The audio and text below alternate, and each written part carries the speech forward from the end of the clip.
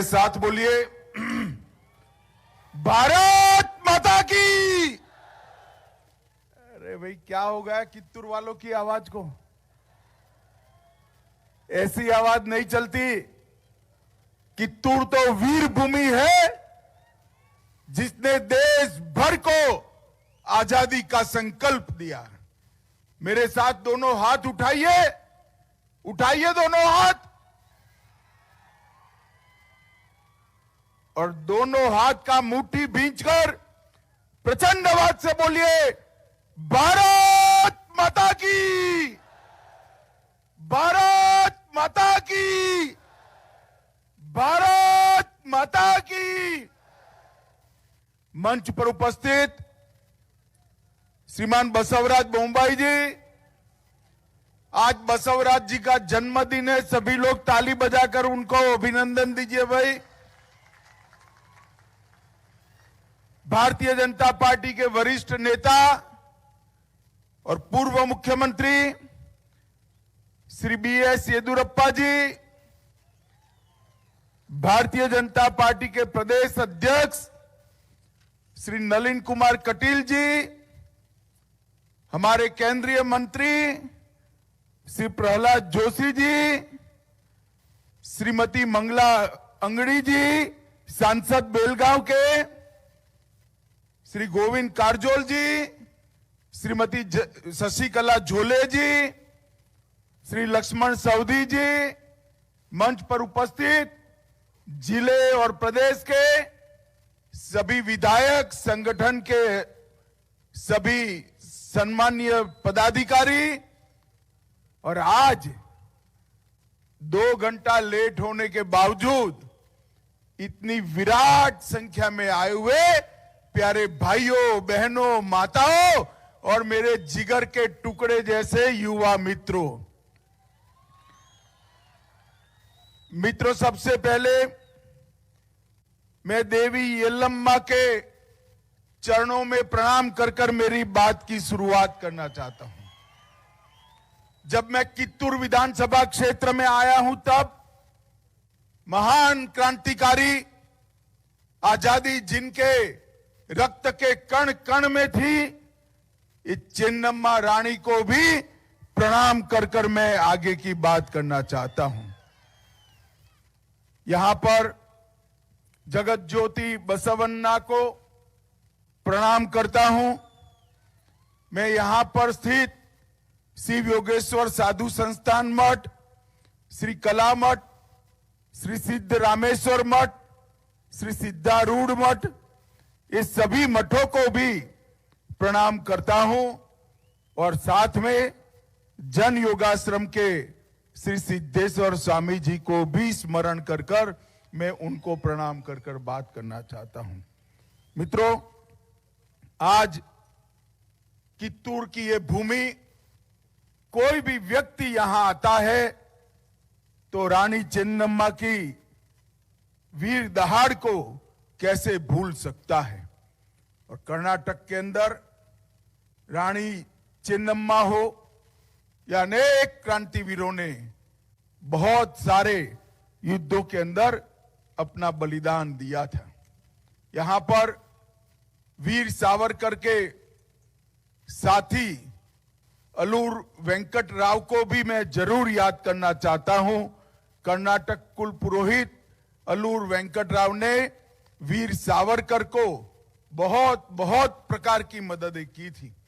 मैं भी हमारे मुख्यमंत्री जी को भी साधुवाद देना चाहता हूं कि इन्होंने विधानसभा में वीर सावरकर का चित्र लगाकर सावरकर जी को पूरे कर्नाटक की ओर से श्रद्धांजलि देने का काम किया।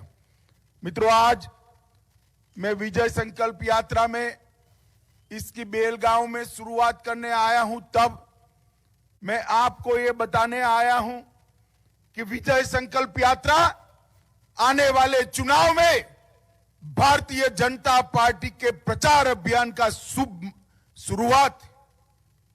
कर्नाटक की जनता ने अप्रैल मई में यह तय करना है कि अगले 5 साल तक कर्नाटक की बागडोर किसके हाथ में रहेगी।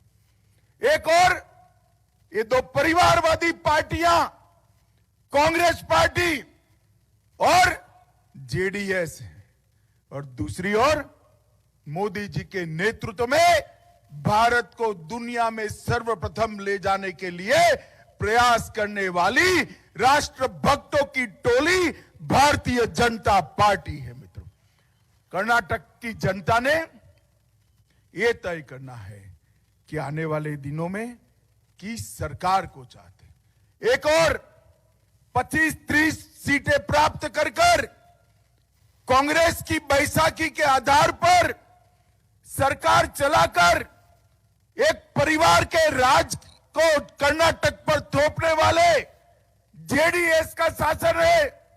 एक और कांग्रेस पार्टी को यहां पर जब सरकार बनी तब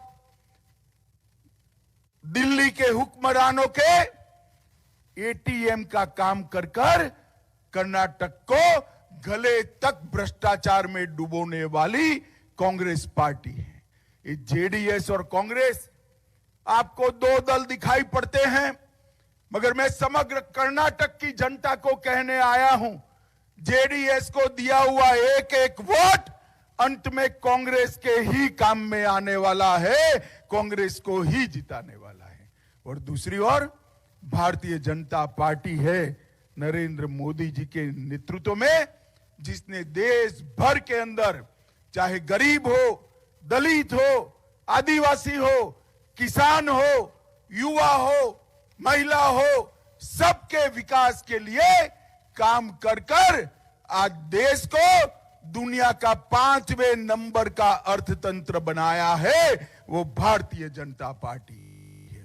मित्रों, आज मैं आपको कहने आया हूं कि अलग अलग वादे दे रहे हैं, मगर मैं आपको एक बात कहने आया हूं कि कर्नाटक का विकास, भारत का विकास केवल और केवल भारतीय जनता पार्टी ही कर सकती है।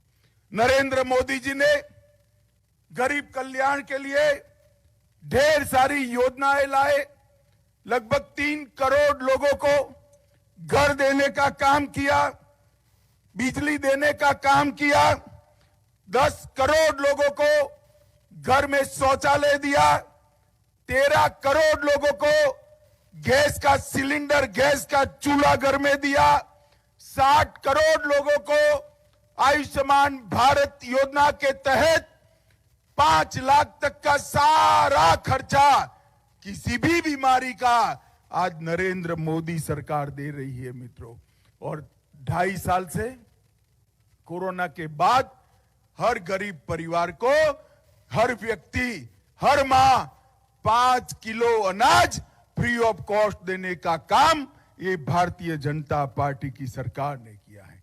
मैं पूछना चाहता हूं कांग्रेस पार्टी को, जेडीएस को, आपने गरीबों के लिए क्या किया है? माताओं, भाइयों, बहनों, आज यहां इतने सारे लोग उपस्थित हैं, आप मुझे बताओ, आप सबने कोरोना का वैक्सीन लिया है या नहीं लिया है? जरा लिया है अपने हाथ ऊपर करिए तो। दोनों वैक्सीन लग गए ना? जोर से बोलिए, लग गए ना? किसी को 1 पैसा देना पड़ा है क्या? जोर से बोलिए, देना पड़ा है? उस वक्त येदियुरप्पा जी मुख्यमंत्री थे, मोदी जी के नेतृत्व में कर्नाटक के हर घर के अंदर मुफ्त में वैक्सीन पहुंचाने का काम ये भारतीय जनता पार्टी की नरेंद्र मोदी सरकार ने किया है। देश के 130 करोड़ को मुफ्त वैक्सीन लगाकर, दोनों टीका देकर, बूस्टर डोज देकर, इस सबको, पूरे देश को कोरोना से सुरक्षित करने का काम ये भारतीय जनता पार्टी की सरकार ने किया है। मित्रों, भारतीय जनता पार्टी ने सरकार के आने के बाद 2 बार राष्ट्रपति बनाने का मौका आया।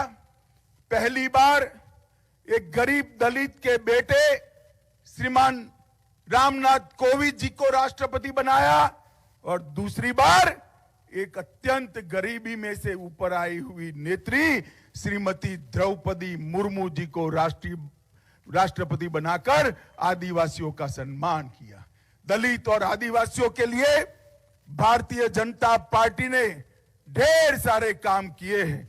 और मित्रों, सबसे बड़ी बधाई कर्नाटक के नेताओं को और मुख्यमंत्री जी को देना चाहता हूं कि महादायी के लिए भारतीय जनता पार्टी की गोवा सरकार को साथ में लेकर कर्नाटक की प्यासी धरती को महादायी का पानी देने के लिए मुख्यमंत्री जी ने बहुत बड़ा काम किया है। मैं आज मैडम सोनिया गांधी को 2007 का उनका गोवा में दिया हुआ भाषण याद कराना चाहता हूं। उन्होंने कहा था कि महादायी के पानी को कर्नाटक की ओर मोड़ने की अनुमति नहीं देंगे। 2022 में कांग्रेस ने अपने घोषणा पत्र के अंदर यह कहा था कि कांग्रेस पार्टी सुनिश्चित करेगी कि कर्नाटक को महादायी की एक बूंद पानी न मिले।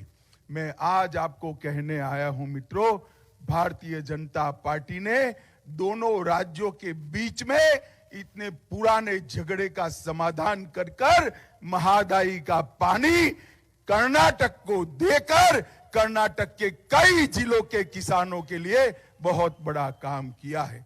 मित्रों, आज कांग्रेस पार्टी यहां पर थी, तब उत्तर कर्नाटक के लिए क्या किया यह भी मैं पूछना चाहता हूं। भारतीय जनता पार्टी की डबल इंजन सरकार ने 73 किलोमीटर लंबी धारवाड़ कित्तूर से बेलगावी रेलवे लाइन पर काम शुरू कर दिया है। ग्रीनफील्ड रेलवे लाइन 927 करोड़ लगभग 1000 करोड़ के खर्चे से बनेगी और धारवाड़ और बेलगांव के बीच के यात्रा का समय कम होकर सिर्फ 1 घंटा बच जाएगा। कित्तूर के अंदर 1000 एकड़ में मेगा औद्योगिक टाउनशिप बनेगी। 50,000 से ज्यादा लोगों को इससे रोजगारी मिलेगी और सिंचाई की सुविधा करने के लिए श्री चेन्नई वृषभेंद्र लिफ्ट इरिगेशन योजना भी बनाई, जिससे बड़े 20 तालाब भरकर 520 करोड़ रुपए का खर्च इसमें होने वाला है। बिलहोंगल में संगोली रायन्ना के स्मृति में रायन्ना सैनिक स्कूल का निर्माण हमने पूरा कर दिया है और अब 23-24 के शैक्षणिक वर्ष में वहां से सेना के जवान निकलेंगे। खानपुर के 100 गांव में प्रत्येक घर के पीने के पानी के लिए 500 करोड़ रुपए की व्यवस्था भारतीय जनता पार्टी की सरकार ने की है। मित्रों, इसके अलावे नरेंद्र मोदी सरकार ने इस देश को सुरक्षित करने का काम किया है। मुझे बताइए माताओं, भाइयों, बहनों, ये कश्मीर हमारा है या नहीं है? जरा जोर से बोलिए, है या नहीं है? कश्मीर से धारा 370 हटनी चाहिए थी या नहीं हटनी चाहिए थी? 70 साल से एक कांग्रेस पार्टी धारा 370 को, जवाहरलाल नेहरू की ये भूल को गोदी में एक बच्चे की तरह खिलाती थी। भारतीय जनता पार्टी के प्रधानमंत्री नरेंद्र मोदी जी ने 5 अगस्त 2019 को धारा 370 को हमेशा के लिए उखाड़ कर फेंक दिया और कश्मीर को हमेशा के लिए भारत के साथ जोड़ा। ये कांग्रेस पार्टी, ये जेडीएस, वो कहते थे कि यहां पर कश्मीर में खून की नदियां बह जाएगी। राहुल बाबा, सिद्धरामैया जी, खून की नदियां छोड़ो, कंकर मारने की किसी की हिम्मत नहीं हुई है, कंकर लगाने की हिम्मत नहीं हुई है। भारतीय जनता पार्टी ने आतंकवाद जो आए दिन देश भर में घटनाएं करता था, उससे देश को मुक्ति दिलाने का काम किया है। समग्र विश्व में भारत के सम्मान को मोदी जी ने आसमान तक पहुंचाने का काम किया है। आज भारत G20 की अध्यक्षता कर रहा है और दुनिया भर में भारत के प्रधानमंत्री क्या बोलते हैं इसको महत्व मिलता है। और मित्रों, मैं मानता हूं कि ये जो सम्मान हो रहा है वो देश के प्रधानमंत्री जी का नहीं हो रहा है, ये सम्मान जो हो रहा है वो भारतीय जनता पार्टी का नहीं हो रहा है। ये सम्मान जो हो रहा है कित्तूर की जनता, बेलगांव की जनता और कर्नाटक की और भारत की 130 करोड़ की जनता का दुनिया में सम्मान हो रहा है। मैं आप सभी को यही प्रार्थना करने आया हूं। मोदी जी भारत के अर्थतंत्र को आगे बढ़ा रहे हैं। कांग्रेस पार्टी 11वें स्थान पर छोड़कर गई थी, इसको 5वें स्थान पर लाने का काम भारतीय जनता पार्टी ने किया और इसके साथ साथ मोदी जी ने $5 ट्रिलियन की इकोनॉमी का लक्ष्य रखा है, जो भी सिद्ध करने वाला है। और मित्रों, ये काम अगर करना है तो हमें सबसे पहले कर्नाटक में भारतीय जनता पार्टी की सरकार लानी पड़ेगी। मुझे बताइए, इस जिले की 18 सीटों में से 16 सीटें भारतीय जनता पार्टी ने जीतने का आयोजन किया है। आप मुझे बताइए, 16 सीटें जिताकर भारतीय जनता पार्टी की सरकार बनाएंगे क्या? जोर से बोलो, बनाएंगे? कमल के निशान पर बटन दबाएंगे? मोदी जी के हाथ मजबूत करेंगे? मित्रों, आने वाले चुनाव में एक बार मोदी जी पर भरोसा कर पूर्ण बहुमत की सरकार बनाइए और कर्नाटक को समग्र देश में 1 नंबर का राज्य बनाइए। यही विनंती करने के लिए मैं आया था। ये यात्रा लेकर हमारे कार्यकर्ता समग्र उत्तर कर्नाटक में घर घर घूमेंगे। आप उनका समर्थन करिए और भारतीय जनता पार्टी की सरकार बनाने के लिए आप सहयोग दीजिए। यही विनंती कर मेरी बात को समाप्त करता हूं। मेरे साथ दोनों हाथ उठाइए, दोनों हाथ, दृढ़ संकल्प की मुट्ठी भींचिए और प्रचंड आवाज से बोलिए, भारत माता की, भारत माता की, भारत माता की, वंदे वंदे वंदे